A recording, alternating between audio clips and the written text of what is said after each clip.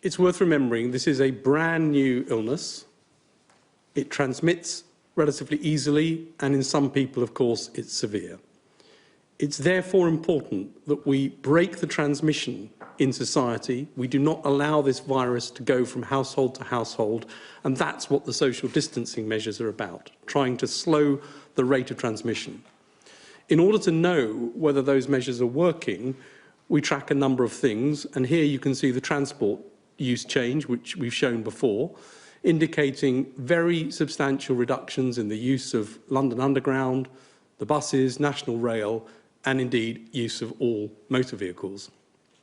This and other measures show that the contact between people has reduced dramatically as a result of the social distancing measures that have been put in place.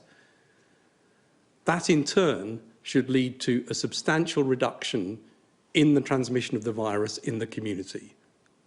This, if I can have the next slide please, moves then through into the fewer new cases appearing is the aim, to try and reduce the number of new cases.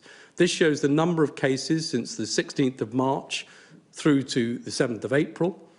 And what you can see is there is not that big upswing of growth that we talked about at the beginning. There is a fairly steady increase in numbers.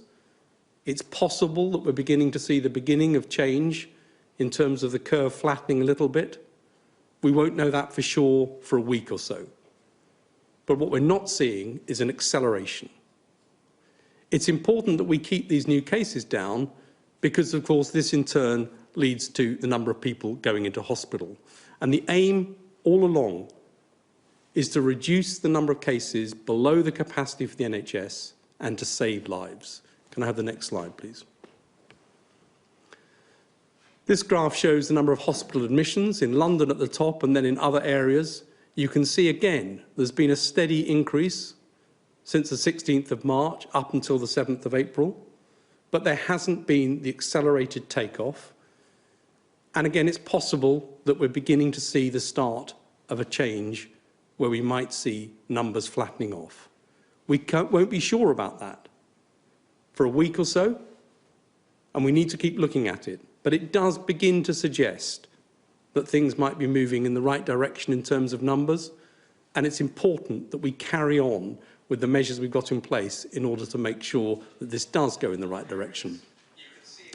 The important thing beyond these numbers is what happens in intensive care units, and that we keep the intensive care unit number down as well. And that's another thing which may be moving in the right direction, but I do want to here say a big thank you to everybody in the NHS, the frontline staff who are working so hard to make this work.